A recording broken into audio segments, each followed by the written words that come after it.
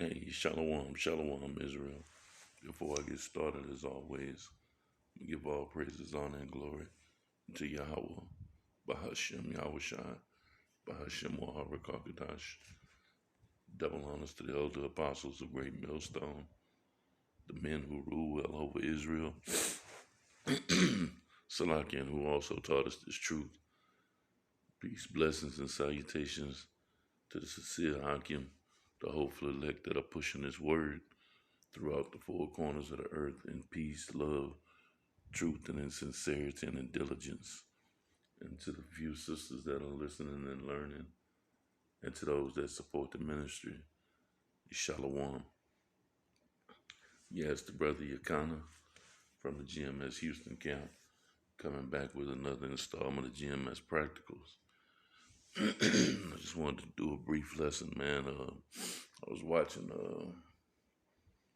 the brothers from London, GMS London, and they were talking about travel restrictions in some of those uh, European countries, man, and cities. You know, like if you go to Spain or if you go to France, um, the Netherlands. I know, yeah, those, and it's another place called Malta, Malta. Um, Certain parts of these places, man, you can't travel unless you have proof that you didn't got the Babylon juice. You know, if you ain't got proof that you got the juice, you can't go into certain cities and um, countries. You know, and that's a prelude, man. There was pre what do you call those? Damn previews of what's coming to America, man. You know, coming to Babylon, because that day is coming, man, and it's not as far away as you would think it is. That you're not going to be able to travel here or travel there, and I'm talking city to city. Now you can go city to city, you can go state to state. Um,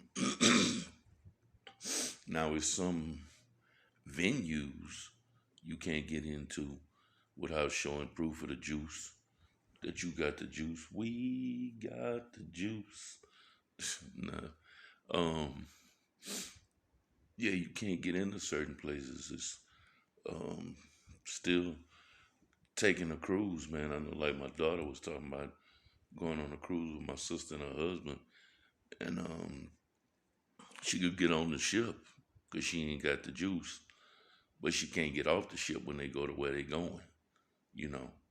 But she was like, I don't care, you know, it's just a ain't no thing, man. But I'm not taking that juice, you know, just to be able to get off the boat.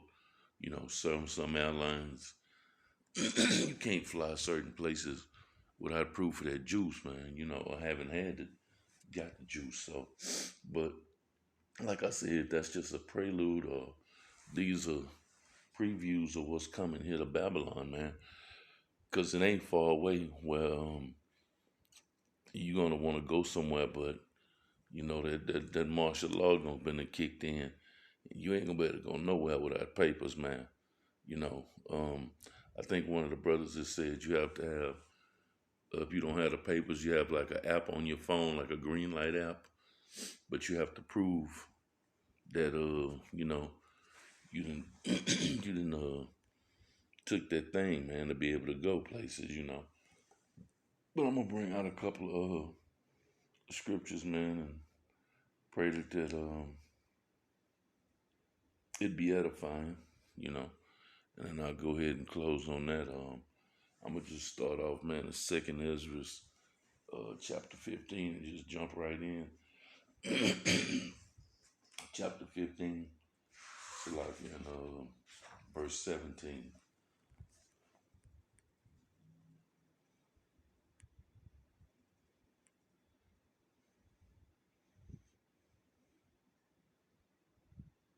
Yeah, I started verse 17.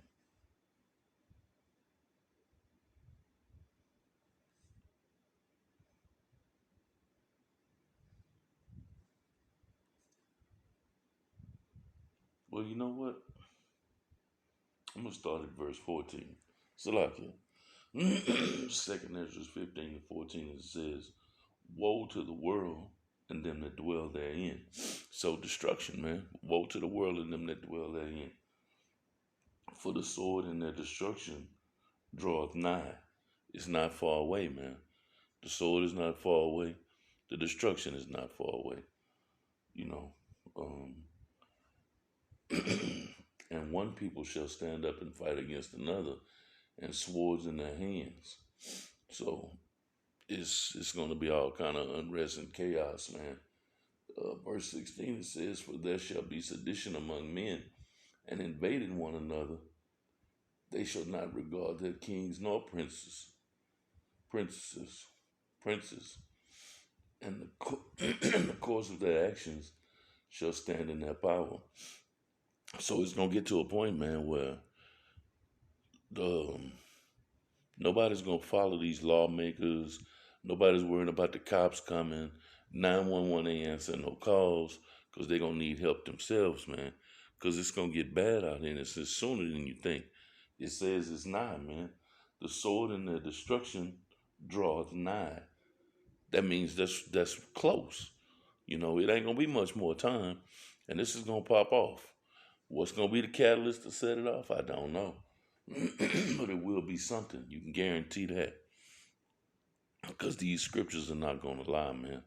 These words are not coming back void into the Most High.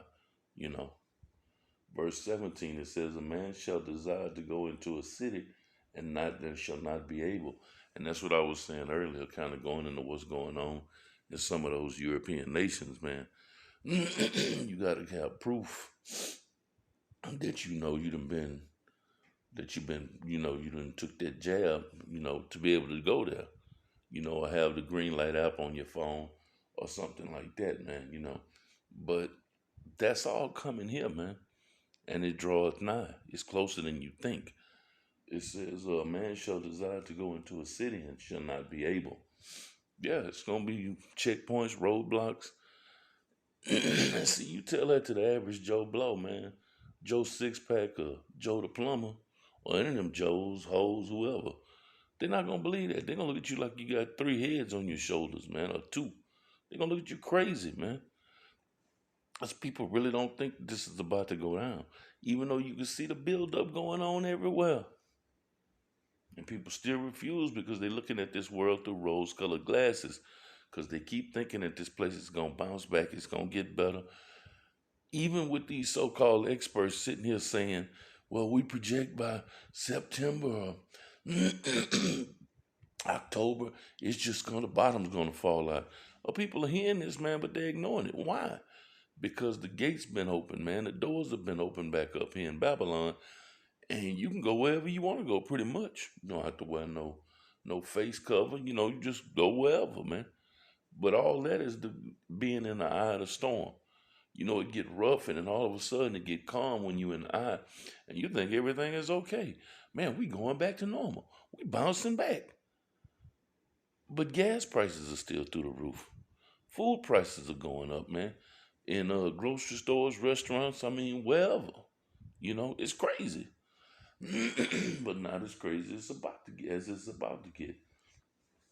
Verse 18 it says, for because of their pride, the cities shall be troubled, the houses shall be destroyed, and men shall be afraid. Of course, people are gonna be afraid, man. People are scared now. You got people that are not in this truth, but what they are is they the type of people that pay attention to their finances. They watch the stock market and they had a 401, all that stuff, man. You name it, they into it when it comes to the finances. And they can see down the road that this shit is about to get real fucked up. And they scared. Joe Sixpack, like I said, Jake ain't scared because shit, Jake still can go do what they want to do. Yeah, they complain about gas, yet they find a way to get there. They complain about food, but they find a way to get it, So Jake ain't worried, man. But these cities are troubled, man. They're already troubled. Man, these people, you got food plants, processing plants catching fire, crops being destroyed, uh, subsidizing going on. These people that are in the know, they can see what's going down, man. They know their beloved Babylon is on the brink of absolute failure, man. Verse 19. And by this point, it's all hell is gonna be done broke loose. It says, a man shall have no pity upon his neighbor, but shall destroy their houses with the sword and spoil their goods. Why? Because of the lack of bread and for great tribulation. But going back to verse 14, it says, woe to the world and them that dwell in it. You know? So, of course, man, great tribulation is going to be upon on this place, man. You know? And it says, because of lack of bread, a man shall have no pity on his neighbor. Hey, you remember old Bob down the street? Coached some little league ball. Used to drive the van, take all the neighborhood kids to the games. He coached them. He was a good guy. Dude would loan you the shirt off his back. You could use his lawnmower. He'd come over and help you wherever, shit. Just a good guy, man. That same dude, that same Bob, ain't gonna have no pity on his neighbor in that day because Bob is gonna be trying to eat, man. He got a family to feed. If he ain't got nothing in his bread box in his refrigerator, he's looking at your ass. And not just your goods, but as his next meal. Cannibalism is coming back, man. As strange and as weird as it may sound, it's gonna happen. But a man shall have no pity on his neighbor. You can beg, please. We don't have no food. I mean, we ain't got this. Nigga, you lying. Give it up, man. Run them goddamn cans of food, man, or else. And even if you do give them up, they still gonna kill you. No pity, man. That same neighbor that would have given you the shirt off his back will have no pity on you in that day, man. Because that's the way it's supposed to be, you know?